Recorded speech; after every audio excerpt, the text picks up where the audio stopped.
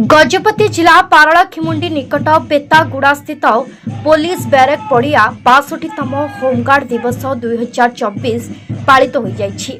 मुख्य अतिथि भावे गजपति आरक्षी अधीक्षक श्री जतेन्द्र कुमार पंडा एही कार्यक्रम शुभारंभ करथिबा बेले अतिरिक्त आरक्षी अधीक्षक श्री सुनील कुमार महांती एवं बहु अधिकारी माने उपस्थित थिले।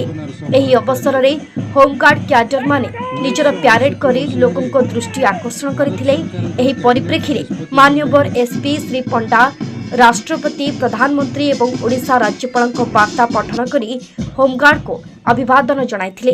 एही अवसर रे निजर कार्य निष्ठा प्रति दायित्ववान 27 जन होमगार्ड को मानपत्र एवं आर्थिक पुरस्कार दे सम्मानित करा जायथिला।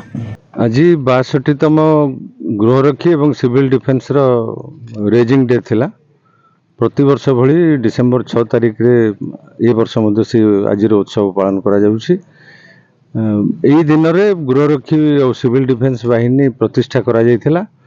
गृहरक्षी माने पुलिस को साइड बाय साइड सबु बेले सबु प्रकार ड्यूटी रे से माने सहायता करूछंती। गृहरक्षी बिना पुलिस विभाग को चिंता करा जाय परिबो नाही, कारण पुलिस कर्मचारी जोठी अभाव रही से जगार स्थान पूर्ण करुछंती गृहरक्षी माने। ट्रैफिक ड्यूटी ठू आरंभ करी नाइट पेट्रोलिंग कहतु किंबा कोनोसी लॉ एंड ऑर्डर सिचुएशन रे सहायता करबा कहतु सबुरे गृहरक्षी माने एक अपरिहार्य अंग भलिया पुलिस विभाग सहित ताल ताल मिसई काम करुछंती। तेणु आज शुभ अवसर में मु समस्त गृहरक्षी एवं से परिवार वर्ग को अनेक शुभेच्छा एवं अभिनंदन जनाऊँ।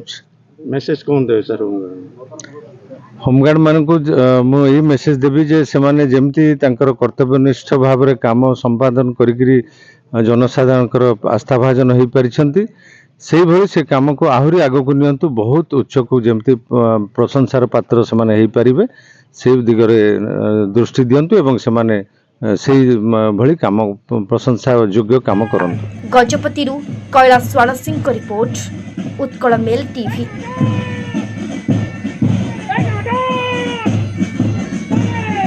वीडियो को लाइक करंतु, आम चैनल को सब्सक्राइब करंतु, आमरे नुआ नुआ वीडियो सर्वप्रथमे देखिबा पाई बेल आइकन को निश्चित दबाନ୍ତୁ।